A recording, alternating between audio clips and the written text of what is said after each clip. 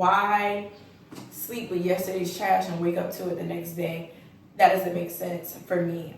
Of overspending just because I have it doesn't mean that I need to use all of it. And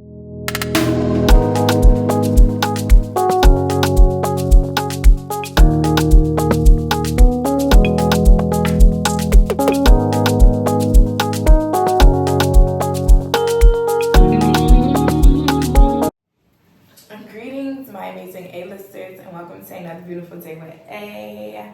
I trust that you all are well. If you're not, I'm sending you all the good vibes. For those of you who are new, my name is A, and I'm your favorite mindset and meditation mentor. Here at Experience A-List, I help women reclaim their self-worth by putting themselves first, by creating self-fulfilling routines through accountability and meditation sessions. A-List is a list of alchemizing women of the highest order of divinity, excellence, and admirable eminence. We make it happen, we don't make excuses. So today's topic is going to be about 5 micro habits that you can use to elevate and add more value into your life.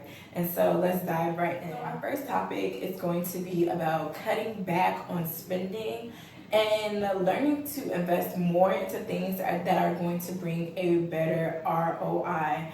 And for those of you who don't know what ROI is, that is return on investment. Not every dollar needs to be spent. And I'm not just talking to you all, I'm talking to myself, because I've had a habit of overspending just because I have it doesn't mean that I need to use all of it. And a lot of times, I know many years ago, I would just constantly spend, have a paycheck, and then by day 4, I'm down to like my last $10 to $20. And for me, that was because after I paid all my bills, I'm like, okay, well, I can go to the mall and I can go do this and I can go do that. It had left me in a more scarcity mindset and position, because by not even a whole week in, I'm waiting for my next paycheck. Like, okay, I need more money.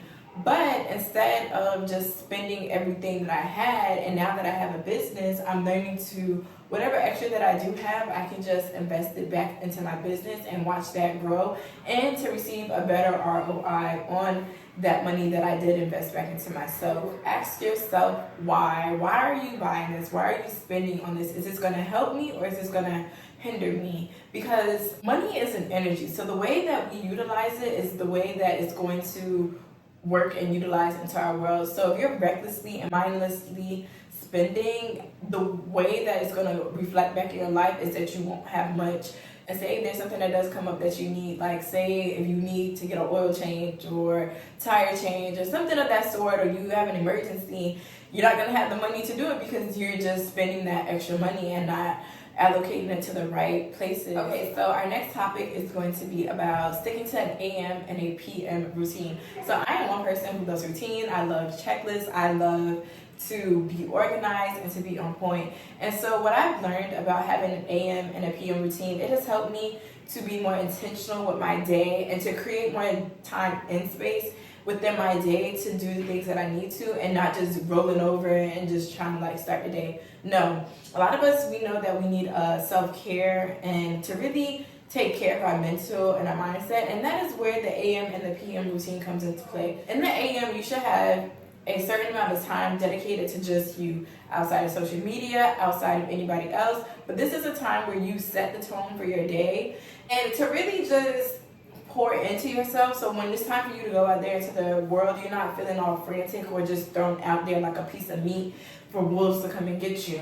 No, you have a more clear direction of like, okay, this is my intentions for the day. These are the things that I need to do, and this is how I'm going to accomplish it. And to really talk yourself into a better mindset and to develop better mindset practices to keep yourself a bit balanced throughout the day, regardless of what is being thrown at you. For the AM and the PM routine, it does promote a sense of discipline, and it gives you something to look forward to each day. Like, for example, you wake up, you're like, okay, I know that I'm going to do my skincare routine, I'm going to pray, I'm going to meditate, I'm going to do these things for myself before I engage and think about anyone else.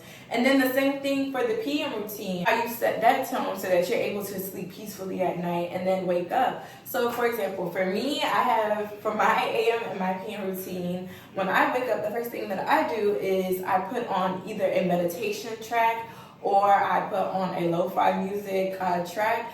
for me to get my day started, I don't want to hear anything else. I don't want to talk to anybody else. I'm not looking at anything else. I am just focusing on waking up in the morning. And throughout that process, I am thanking God for my life and my health and my strength. I proceed on to doing my skincare routine and picking out my clothes that I'm going to wear for the day. And then I immediately make up my bed, pull back my blinds, and welcome in the sunlight if it is sunny that day. And then I proceed to go downstairs. I have my water, I have my tea if I'm going to make it. I go outside in the garden and I just show gratitude for the day, and that is still a part of like my meditation practice.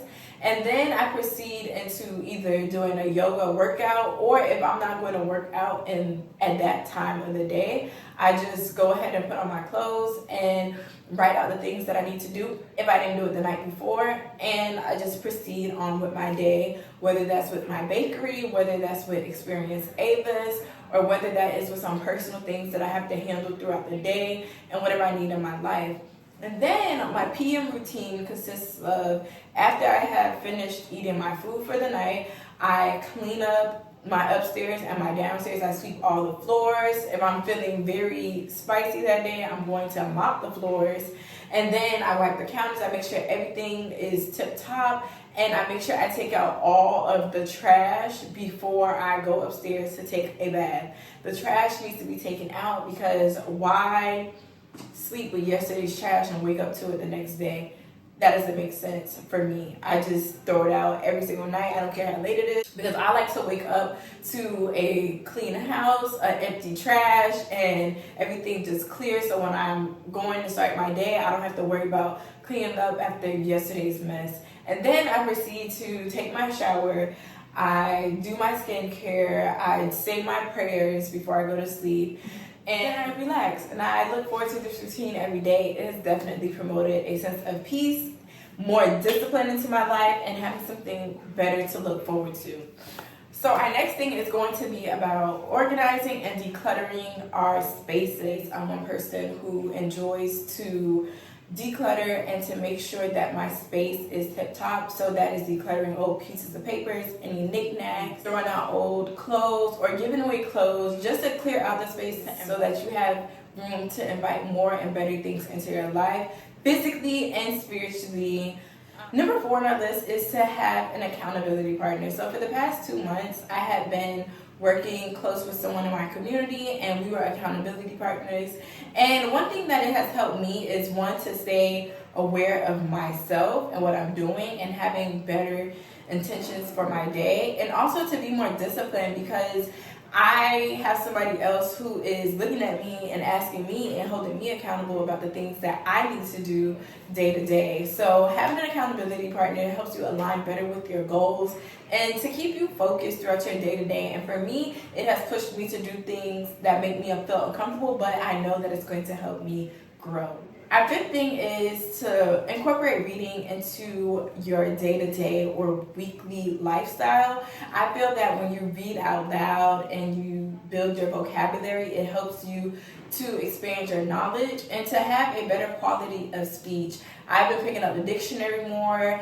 It also helps me to stop mindlessly scrolling on social media, and it helps to stimulate my mind in a better way. And also doing word searches. So typically at nighttime, instead of getting on my phone and being on social media, I'll have a word cross book where I just look at new words and things, and it helps me to have a better mindset and approach to things.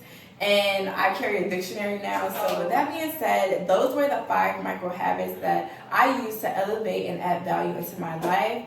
And I trust that this will help you all on your journey and to elevate your lifestyle and to add more value into it. Make sure you all like, comment, and subscribe, and follow me on all platforms at Experience Avis, and I'll catch you in my next one. Ciao.